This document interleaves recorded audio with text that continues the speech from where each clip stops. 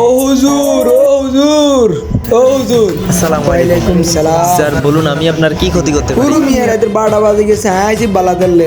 Sorry sir, আচ্ছা আবার বলছি স্যার, আমি আপনার কি সাহায্য করতে পারি? আমার বালা তেল লাগবে, বালা তেল। ভালা তেল?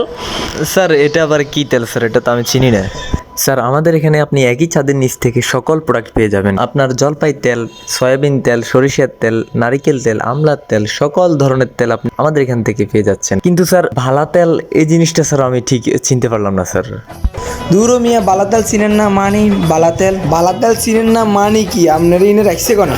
আপনি বালা তেল চিনেন না মানি কি বলেন? হিসাবে কি লোক রাখছে? বালা তেল চিনেন না মিয়া? স্যার আসলে বিষয়টা আপনাকে আমি বুঝাতে পারছি না স্যার, আপনি আসলে বুঝতে পারছেন না। আপনার চোখের সামনে বালাতেল, বালাতেল চিনেন না মিয়া? এই দেখেন বালাতেল।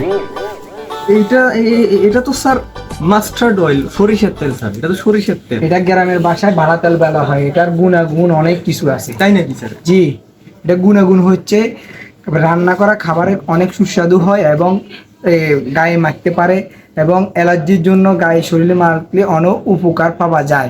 হ্যাঁ, এটা হচ্ছে বালা তেল। এটা গায়ে মাখলে ত্বক সুন্দর থাকে।